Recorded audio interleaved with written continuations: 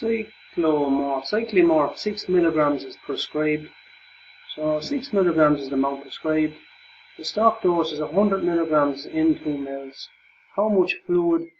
So it's a volume question. How much fluid will you draw from the vial to administer the prescribed dose? We need our volume formula again, and our volume equals the amount. You need to have this turned off. Now the amount prescribed multiplied by the unit volume all over the amount per unit volume. So 3 items there. First, before we load up the formula, we do a unit check.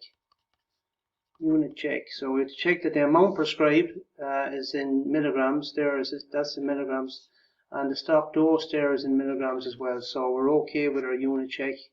Units are the same. So we can fill in now. The amount prescribed is 6 mgs. Multiplied by the unit volume is 2 mils. All over the amount per unit volume is 100 mgs. You see the mgs will cancel. And now we're left with 6 times 2 on top. So 2 into 2 goes once. We can cancel 2 into 100 goes 50 times.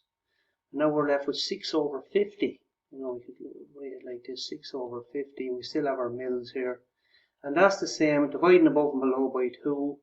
We get 3 over 25. Is that right? Yeah. So,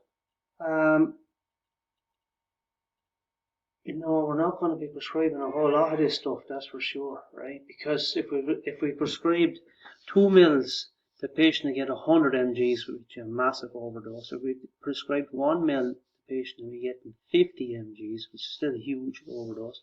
So now we have to divide 25 into 3. So here's 3, and I'll add on a decimal point and a few zeros. And we're going to divide 25 into that. 25 into 3 doesn't go. Bring down a decimal point. 25 into 30 goes once, with 5 remaining. 25 into 50 goes twice. So we're left with 0.12 mils. That's our answer. That's how much fluid we'll administer so that the patient gets 6 mgs of the stuff.